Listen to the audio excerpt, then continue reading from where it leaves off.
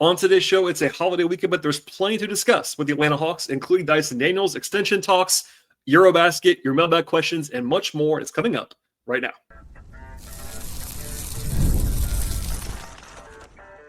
You are Locked On Hawks, your daily Atlanta Hawks podcast. Part of the Locked On Podcast Network. Your team every day. Hello, friends. Welcome to episode 2046 of the Locked On Hawks podcast. I am your host, Rowland, coming to you on a Friday evening here at the end of August. And today's podcast is brought to you by the folks at Gametime. Download the Gametime app, create an account, and use code LOCKEDONNBA for $20 off your first purchase. Terms apply. I also want to encourage you at the top of the show, as I always do, to make Locked On Hawks your first listen each and every day. Check us out, subscribe to the show, tell your friends, all that fun stuff. We're on Apple, we're on Spotify, we're also on YouTube. So please like this video as you're watching it. Leave a comment below. And again, tell your friends about the podcast. We definitely appreciate all of your support here and always, honestly. It's going to be the last episode of August, I believe. Barring a surprise, this will be our final episode of the month. 15 episodes in the month of August, as we do not slow down really at all, even in the off season. When it comes to other podcasts might slow down, we really don't on this podcast. We'll keep it rolling all the way through the holiday weekend, Labor Day is to come, and then into September, which is next week as we're arriving now. And by the way, about a month from now, Media Day arrives, and then training camp arrives, and practice arrives, preseason, exhibition games, regular season, and we're all the way off and running at that point in time. So keep it locked right here, and plenty to discuss on today's podcast, including your mailbag questions, also some EuroBasket stuff later in the podcast. And I want to begin, yes, it's a mailbag question, but it's also a topic that I've been holding back a little bit, but it's time to unveil it a little bit here in late August. A question from Darnell to begin the podcast. And he asks, what is the latest with Dyson Daniels and his contract extension? If it's too quiet, I will get scared. That was a little bit funny. Darnell, thank you for the question. As always, by the way, if you have a question, please send it in on social media. I am on X/Twitter at BT Rowland and also at Locked On Hawks for the show. We also have an email address for the podcast. It's lockedonhawks@gmail.com. But we'll dive in now. I did laugh a little bit about the nature of it kind of being scared when it's quiet. I do understand that a little bit. And honestly, it's been on my list to dig into it for a while during the middle part of the summer, because it has been a while since I've actually discussed this topic, and it has actually been quiet with regard to Dyson. But the first and the biggest thing that I will say is that it is not a surprise. It is not weird. It is not ominous, any of that there has not been a deal so far, and that there's nothing really happening on the front of extensions. In fact, it was kind of expected. I've said that as much on multiple occasions on this podcast over the summer, even dating back to like April, when this is kind of looming in the background. As a general rule, the vast majority of rookie scale extensions, like the one Dyson Daniels is eligible for after his third season, most of these get done, if they get done at all, very close to the deadline for these in October. So you have until October 20th to have a deal between the team and the player, and it's the first round picks in Dyson's draft 2022 that they're going into their fourth season. So that's still almost 2 months away. Plenty of time on both sides. And the ones that actually do get done quickly are generally, I would say the majority of them are the max deals, like the stars. Like, for example, the Hawks did this somewhat recently with Trey in 2021. That was a no-brainer max. It was always going to happen and happened fast as it was expected. Last summer, the guys who got this done quickly were like the max guys, like Cade Cunningham, Evan Mobley, etc. They happened in July. If you remember, Jalen Johnson last year, it got done, but it got done on the last day in October. So this is the kind of usual business. Only 4 players from Dyson's class have done extensions so far as of late August. And for the most part, it is exactly what you would expect. 3 of them got the max. Paolo Banchero, Jalen Williams, Chet Holmgren. Those were all expected. They all got done. The only one that was kind of a surprise was Jabari Smith Jr. in Houston. He got 5 years and $122 million from the Rockets. Dyson is kind of a player that I would say is challenging to make comps for, and that's a lot of, like, half of the difficulty with rookie extensions is kind of trying to get recent comparisons, and agents use these, teams use these, trying to like, hey, this is what this kind of player's gotten before. Dyson is part of that as well. I think the most apt comparison is to come. And if you compare Dyson to Jabari Smith Jr., it's pretty kind to Dyson, honestly. Both guys were drafted pretty high, but they're pretty much the same age.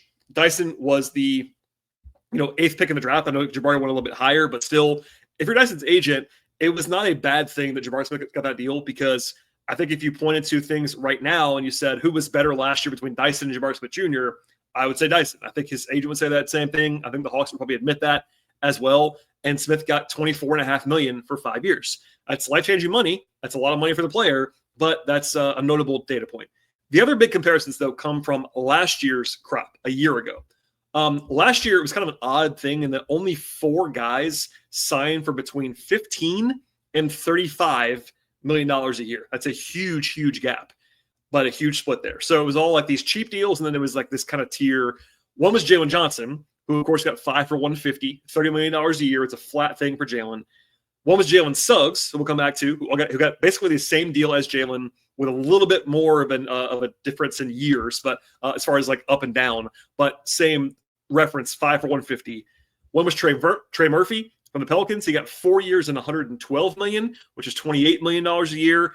And then Jalen Green with the Rockets got a strange deal, 3 years, $105 million, so more per year, but also a third-year player option. And I think it's kind of weird. I think Dyson is a better player than Jalen Green was a year ago, but they're so different. And the Rockets also like almost clearly tried to sign him to trade him, which is actually what happened. They traded him for KD this summer. So it's kind of one that I would kind of ignore, even though they're the same position. But Trey Murphy, by the way, had a breakout year this last season. But before that, he basically did less than Dyson did this year. He started less than half of the games for the Pelicans, averaged 14 points a game. He was more of a 3-and-D role player 2 years ago when he was up for his deal than he is now. Obviously a better offensive player in some ways than Dyson, but not the same defensive player that Dyson is. Jalen Johnson was a deal that I praised quite a bit a year ago. It looks even better now, I think. He had his first breakout year before the extension, averaging 16-9. But I think he had kind of more star equity than Dyson. But it's worth remembering where he was a year ago. He hadn't made the leap to averaging 19, 10, and 5 that he did last year. The big one, though, is Jalen Suggs. So broadly, they are pretty darn similar, honestly. Not the same exact player, but I have a ton in common. For instance, Suggs was the fifth pick in the draft. Dyson was the 8th pick in the draft. Both guys are big guards. They're not really point guards, but they have played there in the past. Like they're not definitely point guards, but they have like combo guard size, combo guard skill sets, etc. Both are defense-first players. Suggs was second team all defense in his third season. Dyson, of course, was first team this last year and finished second in defensive player of the year. The list goes on. Like, they're not perfect comparisons, but they are pretty darn similar in the adage of recent comparisons to actually make. Now, only the third season matters. Keep that in mind. Like, I shouldn't say only, but coming off the third season. So you're comparing apples to apples, which you're trying to. It's after your third year. Only in the third season. It's pretty interesting for Dyson versus Jalen Suggs. Dyson and Suggs both played 75, 76 games. Dyson had the edge in points per game, and rebounds per game, in assists per game, and of course the massive like doubling average in steals per game. Now he did play more minutes per game than Suggs did. So Suggs actually averaged more minutes, averaged more points per minute than Dyson. But even if you go per minute basis, there was still more rebounds, more assists, more steals for Dyson. Now the big difference is that Suggs shot the ball incredibly well in his third season. 39% from three on pretty good volume. Dyson was 34% last year, but Suggs had a really good shooting season.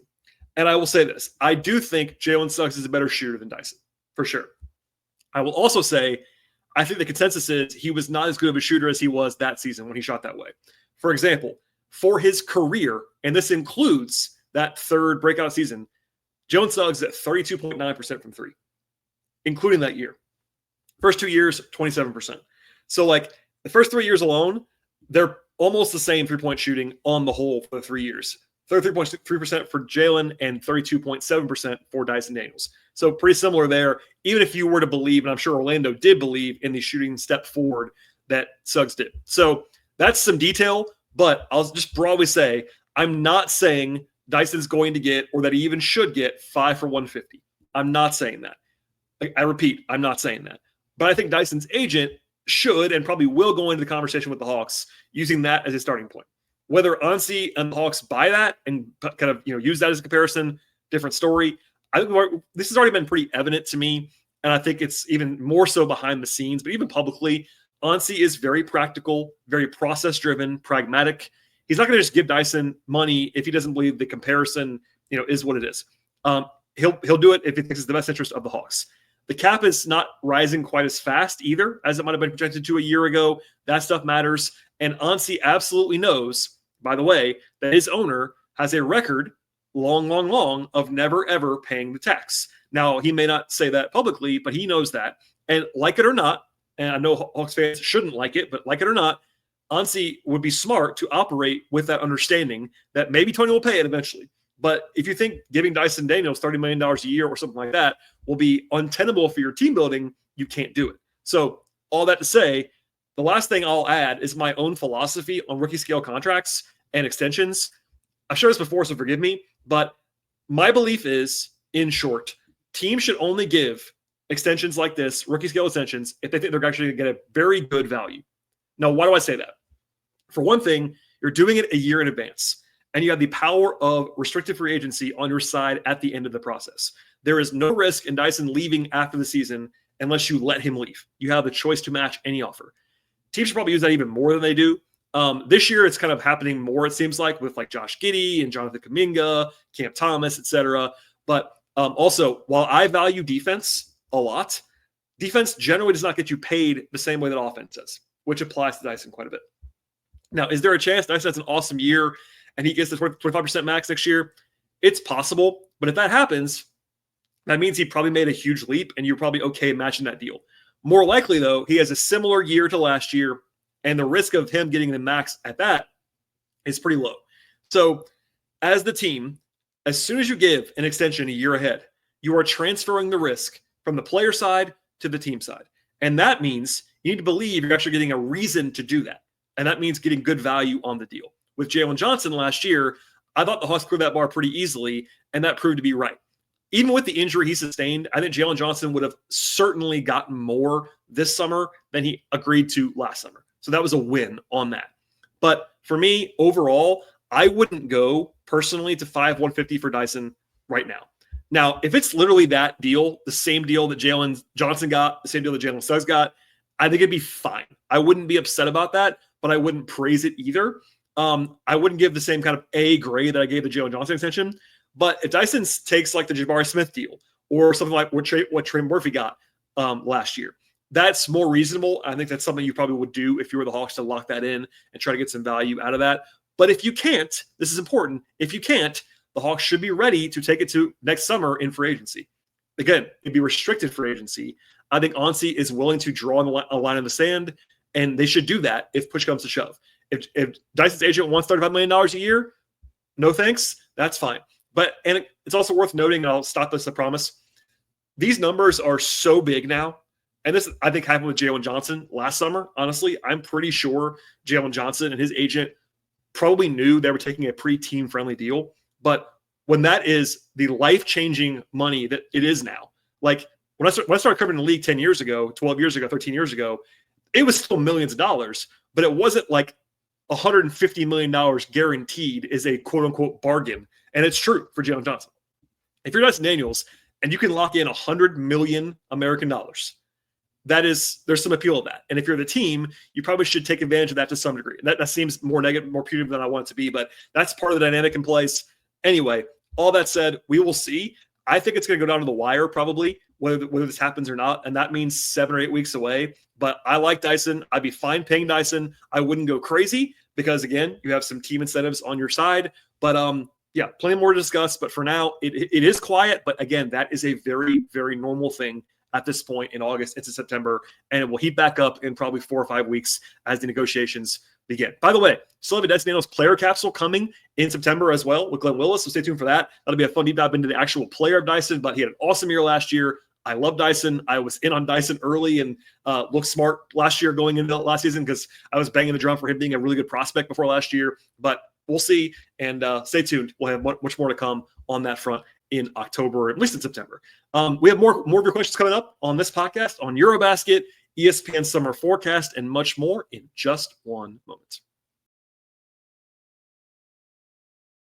This is brought to you by Gametime. College football is back, and honestly, there's nothing better than the energy of tailgates and being in the stands for your fellow fans in a college football venue. It is awesome. The only downside, though, is getting tickets with endless queues, hidden fees, and that's prices that actually jump at checkout. But that is why I use the Gametime app. Gametime is the app that I use to give the advantage back to the fans. It's the easiest way to score last minute tickets to best prices with no surprise fees. What you see is what you pay at Gametime. I pulled up Gametime earlier today, saw just a couple of taps. I saw some amazing deals. Talking about favorite college football games, which is as low as $25 a person.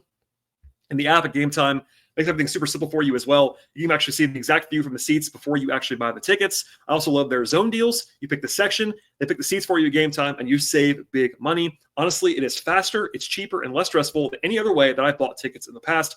I think we're going to buy tickets right now with the folks at Gametime. Download the Gametime app, create an account, and use code LOCKEDONNBA for $20 off your first purchase. Terms apply. Again, that promo code is LOCKEDONNBA. That's LOCKEDONNBA for $20 off your first purchase. Terms apply. Swipe, tap, ticket, go. Download Gametime today. Right before I dig into the Hawks content again, the folks at Locked On actually have an important request for you, and they want to hear from you.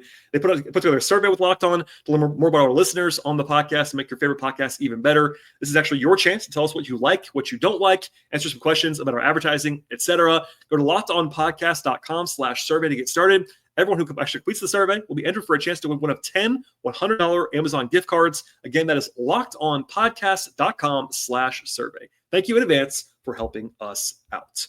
All right, before we dive into some more mailbag questions, some EuroBasket update. It is up and running. I'm sure the sickos have been watching like I have the last few days. Real basketball that is actually important to the Hawks, honestly. 2 games so far for Porzingis and for Vit Krejci, and only 1 for Risacher, but we're getting close to having more and more of this. Some takeaways, broadly speaking.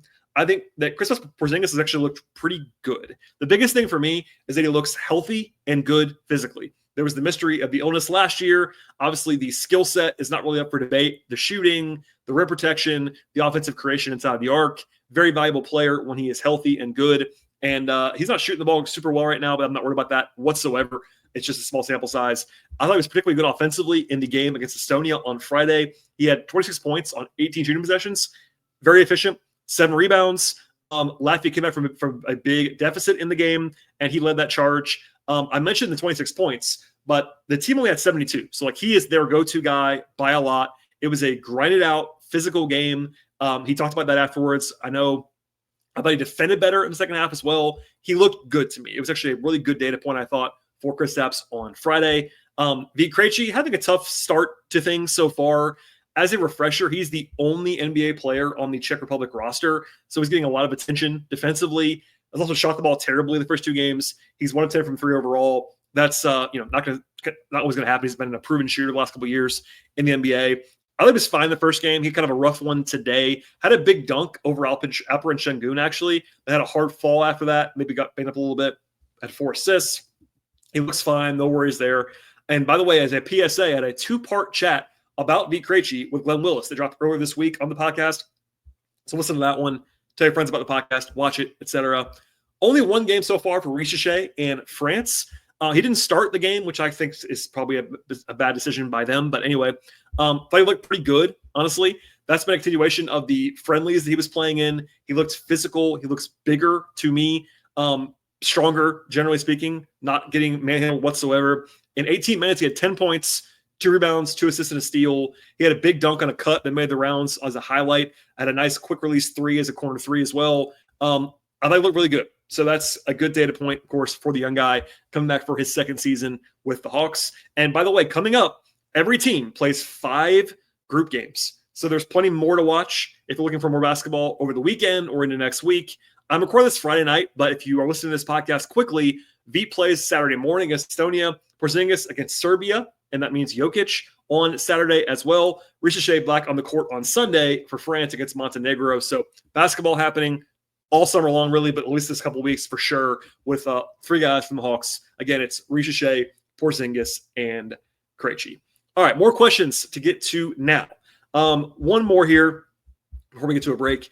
Actually, there's a few different people ask this question, so I'm not going to read all the questions, but broadly speaking, people are asking me to weigh in on the ESPN Summer Forecast. It's always interesting to kind of see these things kind of start to come out.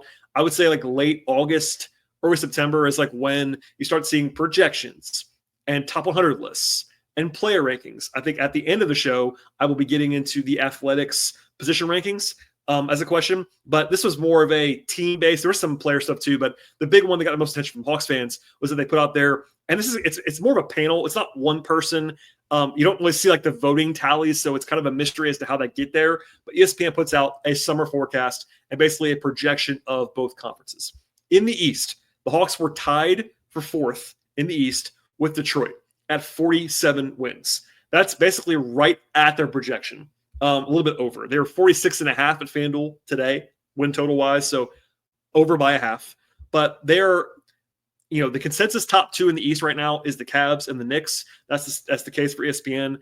They have those two teams at 59 wins, 54 wins. They had the Magic at 50 wins.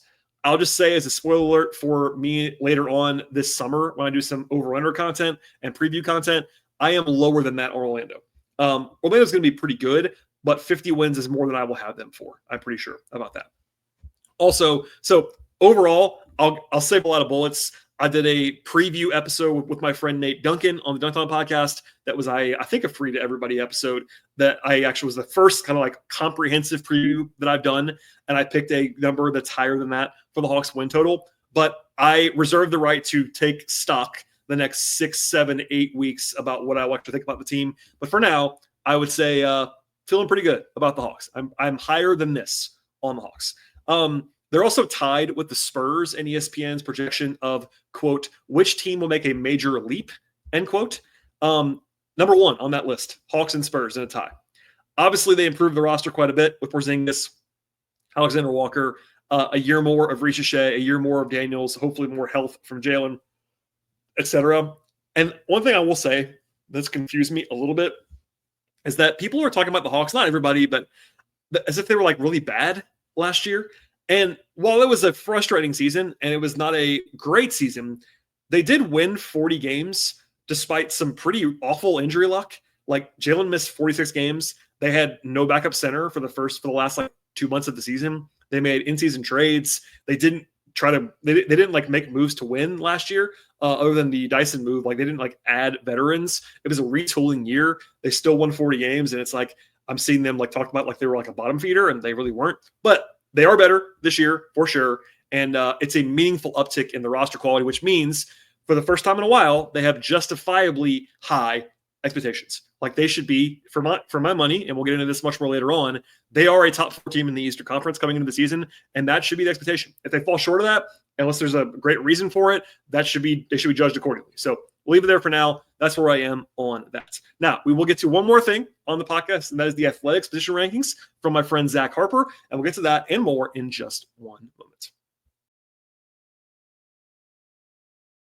This is brought to you by FanDuel Sportsbook. The NFL season is almost here, and at FanDuel, we're making sure you're ready for kickoff with a can't-miss offer. Right now, if you're a new customer, you can bet just $5, and if your first bet wins, you get $300 in bonus bets to use across the app. FanDuel is great because it fits however you like to bet, whether it's player props, putting a same-game parlay, straight bets, they have future bets, even jumping in live as the action unfolds. They have all that at FanDuel. Plus, they make everything more exciting, every single game more exciting when you're actually watching your favorite team play, just keeping an eye on your fantasy lineups. All across the board. They also have every sport you can think of. That includes the NFL, of course, college football, the NBA, as we talk about on this podcast, baseball, hockey, golf, tennis, soccer, auto racing, boxing, MMA, and so much more. And FanDuel is quick. It's easy. They're fast to pay out when you win. And it's the best way to add a little bit more energy to your Sundays this year. So the question is, are you ready to play? Download the FanDuel app right now by visiting FanDuel.com to get started. That's FanDuel.com to put your first $5 bet and get $300 in bonus bets. Check it all out today at FanDuel.com. All right, question from Vincent, who says, are you planning to talk at all about the athletics position rankings? I'd like to know what you think of where the Hawks players were placed. Well, Vincent, since you asked, the answer is yes, that I am. Actually, I was going to anyway, but thank you for the question as always. And my friend Zach Harper, who I've known for a very long time, Zach's one of the people that I've known the longest actually covering the NBA.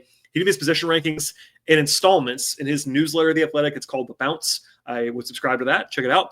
With any ranking like this, I will always note this as a caveat. It's very hard to do these kind of rankings. I've had to do them before. They're easy to bag on, and I will criticize some things, but they're really hard to do, whether it's top 100s or player rankings, position rankings, whatever. That's part of the fun. You're bound to have disagreements. That's part of what we do here. But also, he did not use the traditional position groups, which I actually like. and I wouldn't do that either. So he used lead guards, shooting guards, wings, forwards, and then big men. So kind of roughly similar, 5 groups, but there you go. This is the way it came out, not anything beyond that, but I will go through all the guys that were ranked in the top 40s of his position groups quickly here for the Hawks. Jalen Johnson was number 11 in the forward ranking. The only issue that I have, well, actually, there's 2. He's behind Cooper Flagg. I get that. I would still be very, very surprised, even as someone who's very high in Cooper Flagg, if the rookie version of Cooper Flagg is better than Jalen Johnson. Like, Jalen Johnson is better than Cooper Flagg right now. I'm pretty confident in that. I get it. There's always rookie inflation, but I don't like that one. The other guy that I would take issue with is that Jalen's behind Jabari Smith Jr. We talked about earlier in this podcast with regard to Dyson. I think Dyson was better than Jabari Smith Jr. pretty clearly last year, and Jalen was better than Dyson when he was playing, or at least close to that. There's just no world where I would have Jabari Smith Jr. than Jalen Johnson. And I like Jabari Smith. He's good. He's versatile, but the shooting has not quite happened yet. I think he very clearly falls short of Jalen Johnson. So that's my one issue, but I'd have Jalen in that like 9 range among forwards probably. About forwards is mostly like combo forwards and power forwards, which is like Jalen's range. So not crazy, but a little bit too low for me. To the bigs, Porzingis was 14th among big men. Okongwu was 29th. So for Porzingis, he's hard to rank. So not to give it all away, but we have a Locked On positional top 100 rankings. It was composite. It's not my rankings, but it's the network rankings coming out later on in the offseason. I found it hard. I'm sure everybody found it hard to rank Porzingis because it's the injury stuff. When he is playing, that is too low for him. He is he's more than 14th on the big men rankings when he is actually on the court. It's just how much do you knock him down for durability? We'll see. But with that in play, it's fine with me. Okongwu is too low. I've been on this crusade all summer long. I will probably do it even more. I did the capsule with Glenn. I think Okongwu is very clearly underrated nationally right now. People did not notice last year how good he was, averaging 15 and 10 on elite efficiency for like half a season and playing good defense, rebounding, all that stuff. I think he's very good. Not like I'm saying he should be in the top 15, but 29 was too low for him. There were at least 5 guys that I think he is better than, that he was behind. That includes Nick Claxton, Goga Batadze, that was a weird one. Yang Hansen, who I like him, but rookies are bad. Like, I hate that ranking. And Khalil Ware. Yeah. So I'm convinced that Kong was underrated. So no surprise, but there you go. Trey is number 9 among lead guards. That's like a little bit too low for me, but not crazy. I think Zach respected Trey enough with this, especially because he's including big ball handlers. That's part of the distinction here. So if he was not among point guards, I would say that's definitely too low. But when you start including the bigger ball handlers like your Lucas, et cetera, it gets to be more reasonable. He's ahead of De'Aaron Fox, which I like. He's ahead of Jamal Murray, which I like. People go the other way on those, and I don't agree with that at all. He's behind John Morant. I think Trey is better than John Morant. I haven't said that for a long time, but it's not crazy. But this is a reasonable ranking for Trey. Dyson comes in at number 10 in the shooting guard rankings.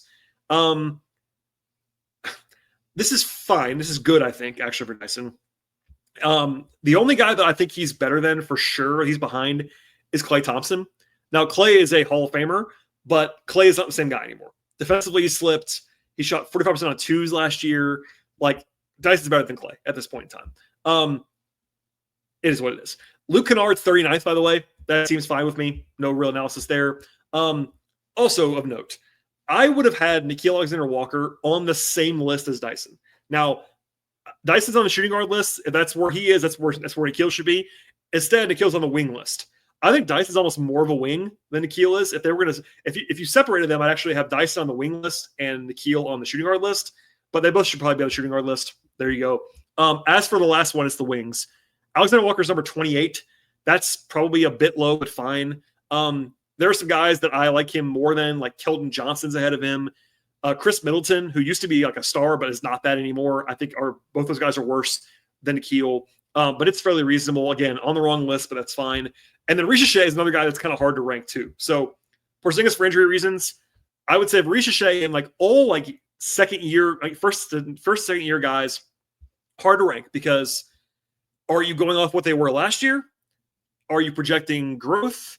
Are you trying to be responsible with all that? Like it's a hard one because even Risacher last year within 2 seasons, like the first 2 months of the year, he would have been outside the top 40 for sure on a wing list. Like it's normal. He's a 19-year-old rookie. And my point that rookies are bad is always made over and over again, but he was pretty shaky for that time. Even when he was doing all the supporting stuff that I liked, you got to make shots. Second half of the year, he was a starting caliber player, which was not the case early in the season. Now, though, like I would project him being better in year 2. Will he shoot as well as he did in the last 40 games? Maybe not, but he'll be a better player overall. He'll be more physical. He'll be more well-rounded. But to quote my old friend and frequent guest, Robbie Calland, growth is not linear. Like you don't know for sure how the trajectory is going to go for Zach. I think he'll be better this year. I think it's a decent ranking because of that. But like I think I had him a little bit higher than this, honestly. But he was worse than 32 last year on the whole. So it's hard. Couple guys that I would at least around him that I took issue with. He's behind his French teammate Bilal Coulibaly. I think Zach is better already than Coulibaly. Keldon Johnson, same thing. Better there. Thank God he is 1 spot ahead of Ace Bailey. If Ace Bailey was ahead of Risacher, I would have had a problem with that because rookies are bad. And Risacher already has a year of experience under his belt, but he's ahead of Ace Bailey, so nothing crazy there. But as far as like, I got another question actually from somebody else about this. Like, who's going to rise the most in next year if they do this next year? I would say the answer to that is probably Risacher, only because Trey and Jalen are already really high. Porzingis, if he was to be healthy all year, maybe I would say it's either Risacher or Okongwu. But Okongwu, because they have Porzingis, like he's not going to play as much as he was playing in the second half of the season unless Porzingis goes down. So, by the way, one more plug, and I apologize. The 2-parter for Okongwu breakdown with Glenn that I did a couple weeks ago, a fun one to do with Glenn and a player that I really appreciate. All right, I will stop there for now on this Friday evening into a holiday weekend. Hopefully you enjoyed this episode. We'll have much more to come next week and beyond. Please subscribe to Locked On Hawks anywhere you find your podcasts. Apple, Spotify, ratings and reviews appreciated. Please also watch the podcast, like the podcast on YouTube, subscribe there, comment there, follow the show on X/Twitter at Locked On Hawks. Follow me there at BT Rowland. I'm also on Blue Sky at BT Rowland. You can also follow my non-podcast coverage of the Hawks at patreon.com/BT Rowland. All right, everybody, one more time, enjoy the weekend, and we'll see you all next time.